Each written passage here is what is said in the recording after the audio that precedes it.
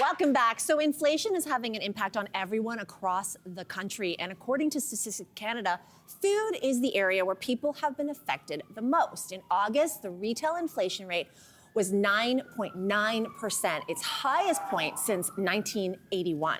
That's the bad news, let's face it. But the good news is our next guest is here with inflation shortcuts to help keep our grocery bills in check. Please welcome Zero Waste Chef and Love Food, Hate Waste Canada Ambassador, Christine Tizzard. Welcome back.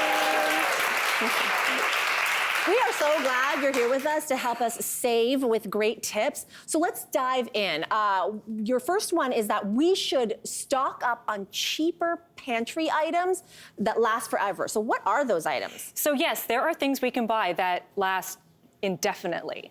Okay. Which is great. And these are cheap things, so let's stock up on them. Okay, what are they? The first one, dried beans. They're cheaper than canned beans because they're dry. They have an indefinite shelf life, plus they're highly nutritious and full of fiber. So let's stock up on them. Never thought about that. Okay, got it. Personal favorite, popcorn.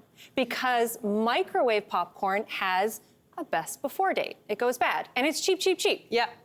Then my next one is rice, but specifically white rice indefinitely. Okay. And then the third one, and this is a little old school, but the good old bouillon cubes. They last forever. Those Tetra Packs, you open them up and then you get another 7 days out of them in the fridge. So in a pinch, the bouillon cubes add flavor, stews, soups, you got it right there. This is taking me back to early COVID days. This is kind of the way that, like, remember everyone was buying all this? You're just like, I might not leave the house ever again. Yeah. We left the house, it's good. Let's talk about best before dates, because a joint report from Dalhousie University and the Angus Reid Institute found that the majority of Canadians are actually against eliminating best before dates on food packaging in a push to reduce food waste, right? So even though these best before dates are nebulous and strange, what are your thoughts? So, yes, I have a problem with the best before dates, but even though I have a problem with them, I'm still for them because I do think it gives the grocery stores some accountability for how long it's been on the shelf. Like, how are we supposed to know if we don't see it written on there? Plus, I do think they serve us with a gentle reminder to maybe smell the meat before we put it on our sandwich. Right? Right? Yeah. But you just take it as a guideline, right? You don't have to be... No, it's best before. Right. So, for example, this is why they're a little deceiving. These are some items that last way beyond their best before date. Okay, what are and they? they can help us, and they're cheap. So, canned vegetables and fruits, 2 years past their best before date. 2 years? 2 years. Okay. That's just not a week. Like, that is, why don't they just make it like a year later and save on the, wow. Just wait. Honey will last forever, even after you open it.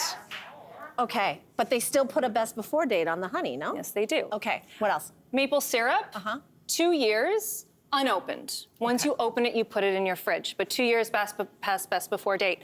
And then you have peanut butter, 2 years, once again. And then my two personal faves, dark chocolate, 5 years. 5 years? Okay, good. 5 years. Love dark chocolate. Good to know. Okay, and what else? The other personal fave? the canned tuna. Okay. So canned tuna is cheaper than the tuna you buy fresh because it's a different variety. It's a white variety. It's easier to catch, easier to store, etc. It's in a can. So it's cheaper, but 5 years.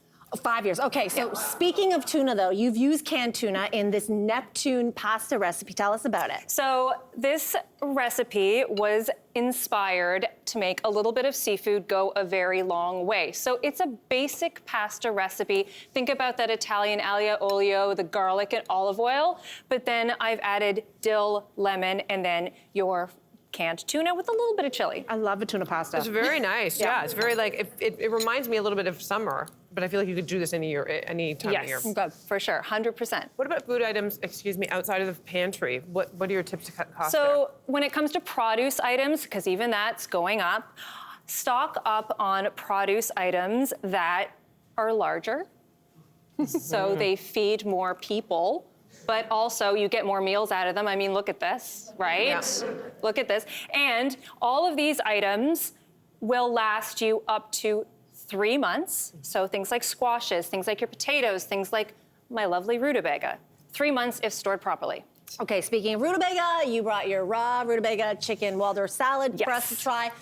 Rutabaga, I've never cooked with it. Me neither. I barely know what it looks like. So, What do I have? That's a turnip. Is it a wow, turnip? that's a rutabaga? It's not. The turnips are the smaller ones. Oh, I have cooked with that before. Okay, all right. Okay. Yes. Okay, so this is, let's try the salad. What's this Classic Waldorf salad. You have all of those wonderful things, but I've added some crunchy rutabaga. So when I was a kid, I grew up in Newfoundland. We had lots of mashed rutabaga. Wasn't a fan of it. So when my parents were preparing it, I'd always steal a couple pieces raw.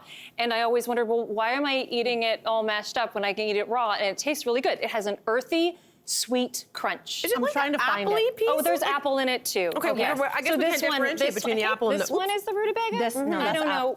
Maybe you That's an didn't get apple. any. Okay, maybe you didn't get any. Oh, no, that's this the one. rutabaga. Okay, got That's the rutabaga. I just needed to meet it. Okay. You say that cooking with tofu is a good way to save money. Why is that? So I'm not a vegetarian at all, but I love myself some crispy tofu. Tofu that's nicely marinated. And the firm stuff, like anything, marinade, dry rub, anything like that that you would typically use for your meat or your poultry or your seafood can be put on tofu and marinated. And a block of tofu costs between $2 and $4 and will feed 2 people. Oh my gosh, okay, I'm trying this. Hold on, get in You there. try it, and then I'm talking about the next grocery hack. You're saying that we should buy cheap cuts of meat. Like, what is the cheapest cut? So chicken, I'm having wing night once a week. And marinate the wings, put them in the oven on the barbecue. It's great. When you're coming to like beef, I'm opting for more of like the flank steaks instead of the New York strips. Albeit these cheaper cuts tend to be more tough or need a little bit more love. So we are going to be spending more time in the kitchen marinating and things like that, but we are going to be saving money. So this is something that I made with ground beef, but I switched up half of the ground beef for lentils. So split red lentils will cook in 5 minutes, and you can kind of boost your sauce or whatever you're making with those lentils, plus you're adding fiber. So this is a lentil beef bolognese that also has a boost of lentils. Boost of Very lentils, nice, very smart. really good flavor, and we're saving money. Thank you so much, Christine, for being here. Thank you so much. Thank you. You're helping us fight food inflation with these great tips. To find more of these cost-cutting recipes, head to our YouTube channel, the Social CTV, after the show. And on. Hey there! Wasn't that great?